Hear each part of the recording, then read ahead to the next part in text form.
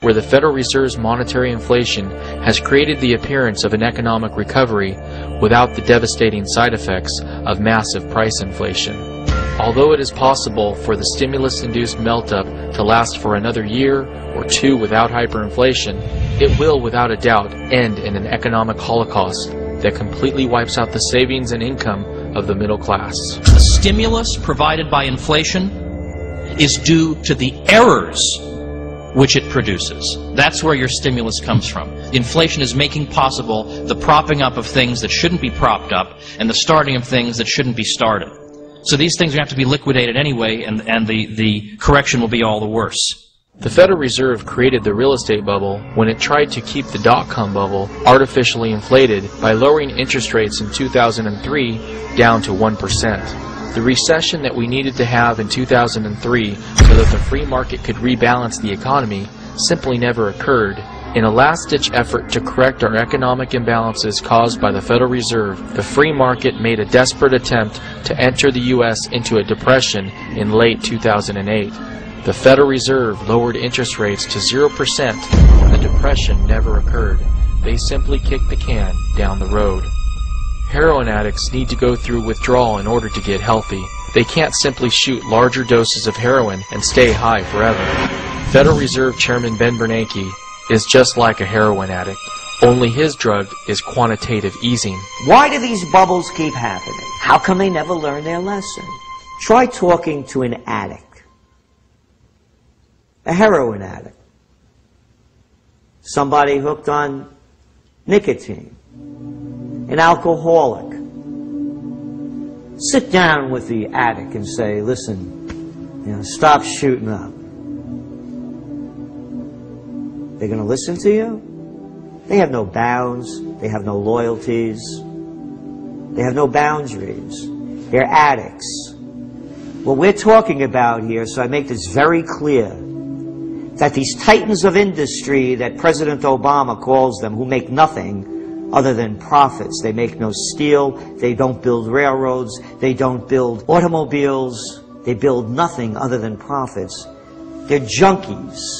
They're addicts. They're money junkies. That's all they are. They can't get enough. They can't get enough. Bowing down before Warren Buffett. For what? Because he makes a lot of money. Billionaire bonuses. For what? Because they knew how to play the rigged game. A bunch of guys cutting up $45 billion in bonuses. Bigger than the GDPs of many nations. They're junkies. So rather than letting the junkie go cold turkey, no, here's more money, junkie. Here, go bet it again. Go, hey, look at those bank profits. Look how they've soared since we gave them more money heroin. That's all it is. They're junkies. You have the money junkies on one hand, and you have the power junkies on the other. The power junkies are called politicians. If Bernanke doesn't raise interest rates immediately and raise them dramatically, we could see Dow 15,000, and then Dow 20,000, and Dow 50,000. But Dow 50,000 won't mean anything if gold is $50,000 per ounce, silver is $5,000 per ounce, and a loaf of bread costs $120. The last thing Americans need to be worried about today is the stock market crashing nominally. If stocks were to see a nominal decline one last time, we will likely see Bernanke shoot up his largest ever dose of quantitative easing, which could turn the current melt-up into hyperinflation. Eventually, we'll have much higher inflation rates because if deflation comes first, they're going to have even more stimulus packages and even more printing. And as you know, many leading economists, they call for additional stimulus, which I think is ludicrous, is crazy to even suggest additional stimulus. But that is what the Keynesian believe is the right thing to do, and that will bankrupt Western governments, not just in the US, but everywhere. Hyperinflation can only be prevented if we see the Federal Reserve raise interest rates to a level that is higher than the rate of inflation. The official U.S. inflation rate based on year-over-year changes in the CPI is currently 2.31%. However, over the years, the government has made revisions to the way that CPI is calculated in an effort to understate inflation, due to the fact that Social Security and other programs adjust to the CPI, and they want to keep payment increases for these programs as low as possible.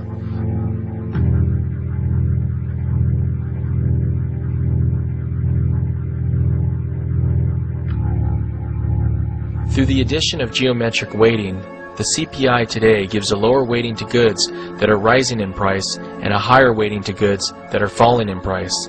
They justify this by saying that if the price of steak rises, Americans are more likely to eat something that is falling in price, like hamburgers.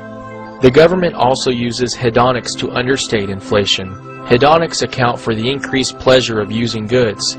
If an oven increased 25% in price, but is now 25% more energy efficient, or if a car increased 10% in price, but is now 10% safer, the CPI won't account for any price increases. We conservatively believe the real rate of inflation to be 3 to 4% higher than what is indicated by the CPI. Therefore, if we want to prevent hyperinflation, we need the Federal Reserve to raise the federal funds rate immediately from 0% up to at least 5.31% to 6.31%. Even if the Fed fund rate goes to 5% and you have at that particular time inflation of 8 to 10%, in real terms interest rates will still be negative.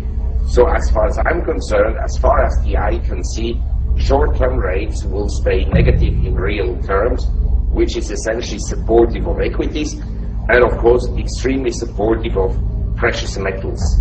Historically, one of the best performing periods for precious metals has been when the Federal Reserve begins to raise artificially low interest rates. While investors initially expect rising interest rates to be bad for precious metals, they forget that even as the Fed begins to raise artificially low rates, interest rates will remain very inflationary until they reach a level that is higher than the real rate of inflation. During the 1970s, gold's bull run from $35 per ounce to a high of $850 per ounce for a gain of 2,329% came during a time of rising interest rates.